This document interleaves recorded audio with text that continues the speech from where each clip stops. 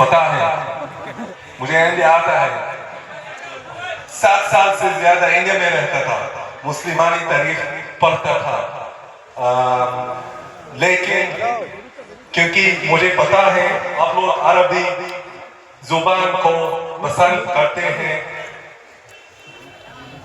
لذلك أنا سأتحدث باللغة العربية لأنها لغة القرآن। আসসালামু আলাইকুম ওয়া রাহমাতুল্লাহি ওয়া বারাকাতুহু। উনি প্রথমে তো উর্দু ভাষাতেই বললেন যে আমি উর্দু ভাষা জানি এবং ভারতবর্ষে আমি প্রায় 7-8 বছর থেকে আছি, তো আমার উর্দু বলতে কোনো অসুবিধা নেই। কিন্তু আপনারা আরবি ভাষাকে খুব ভালোবাসেন এবং আরবি ভাষা আমার মাতৃভাষা, তাই আমি আরবি ভাষায় কথা বলবো। مرة ثانية السلام عليكم ورحمة الله وبركاته.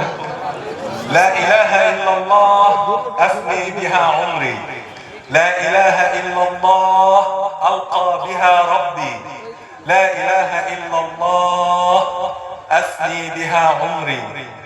إلهي إلهي إلهي إني رجوت الحنين إلى ديار الآخرة.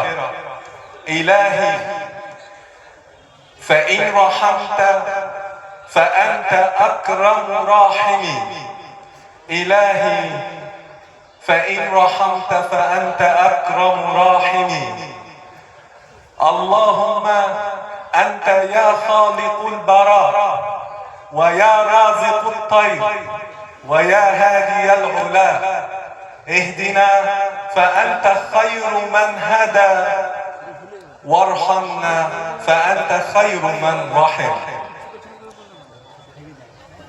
দ্বিতীয়বার আপনাদের সালাম ও শুভেচ্ছা জানাচ্ছি। সমস্ত প্রশংসা আল্লাহ সুবহানাহু ওয়া তাআলা। আমি কালিমা লা ইলাহা ইল্লাল্লাহর মাধ্যমে ফানা হতে চাচ্ছি। আমি কালিমা লা ইলাহা ইল্লাল্লাহর মাধ্যমে আল্লাহর সাথে সাক্ষাৎ করতে চাচ্ছি। হে আল্লাহ, তুমি যদি আমাকে ক্ষমা করো তাহলে তোমার চাইতে আর বড় ক্ষমাকারী কে হতে পারে? أيها الأحبة الكرام، جئت إليكم من أرض الكنانة، من مصر الحبيبة، من أرض الأنبياء. كان فيها يوسف وكان بها موسى، وإليها هرب عيسى ومريم.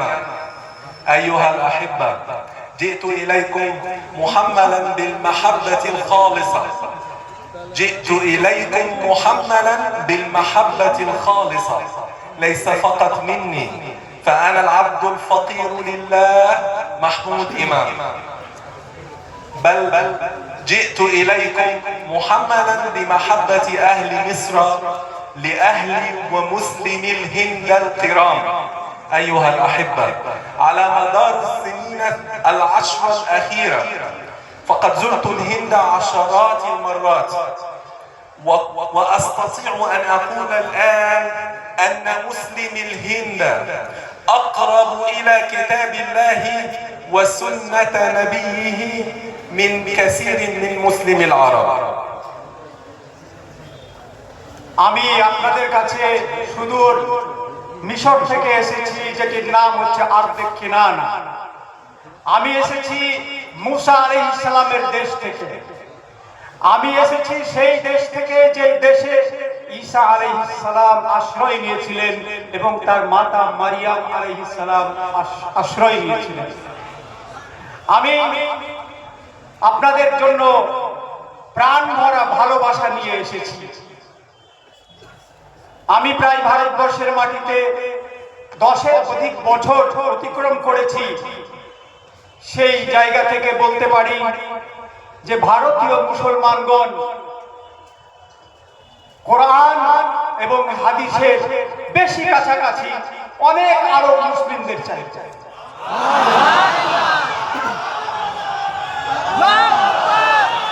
تكبير تكبير. وبعد أيها الأحبة الكرام، وإنني قبل أن أبدأ في كلمتي أود أن أشكر أخي الفاضل الداعي الكريم الشيخ الجليل العالم الكبير معالي الأستاذ سيد روح الأمين، الشخصية الباهرة المبهرة المتعلمة المعلمة الكريمة المضيافة، هذا الرجل الكريم من أهل كرم كبير جزاه الله عنا وعن المسلمين خير الجزاء। আমার প্রিয় ভাইরা, আমি আমার বক্তব্য শুরু করার আগে আমাদের প্রিয় সম্মানিত মৌলানা সৈয়দ রুহুল আমিন সাহেবের কাছে শুকরিয়া জ্ঞাপন করছি যে তিনি আমাকে আমন্ত্রিত করেছেন। তিনি একজন অত্যন্ত জ্ঞানী ব্যক্তি, তিনি অত্যন্ত অতিথিপরায়ণ ব্যক্তি, তিনি একজন শিক্ষাপ্রেমী ব্যক্তি।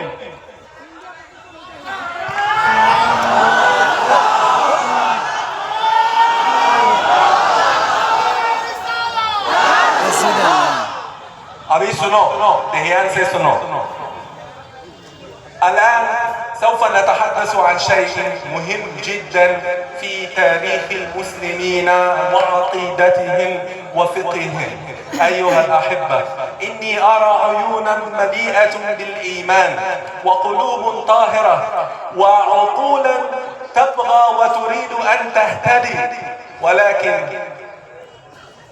لديكم هنا قائد عظيم يريد أن يهديكم إلى صراط مستقيم، فأنا أدعوكم أن تهتدوا بهديه بعد هدي النبي صلى الله عليه وسلم. هذا الرجل له مدرسة عظيمة في الفقه والتجديد، ولذلك أنا أدعوكم قبل أن أبدأ كلمتي بأن نتفق على أن نهتدي على الفهم الصحيح لكتاب الله وسنة نبيه التي لم تكن يوما ضد التطور والحداثة، بل أننا أصبحنا بعيدين جدا عن حقيقة الدين الإسلامي وسنة نبينا صلى الله عليه وسلم।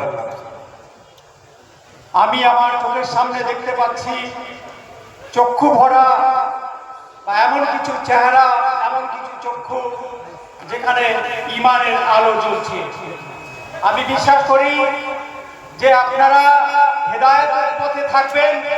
আল্লাহর কিতাবকে মানার পর, আল্লাহ রসুলের হাদিসকে মানার পর আপনাদের সামনে রয়েছে প্রিয় শেখ রুহুল আমিন সাহেব।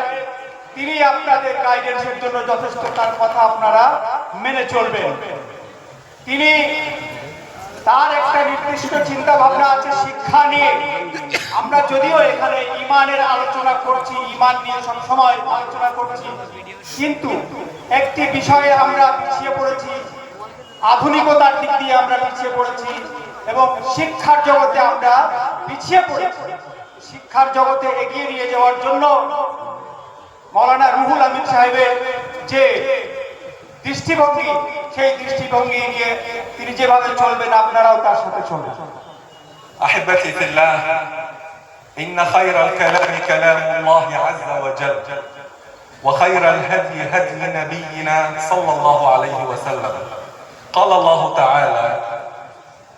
الله تعالى في كتابه الحكيم ودستورنا القويم وأعدوا لهم ما استطعتم من قوة.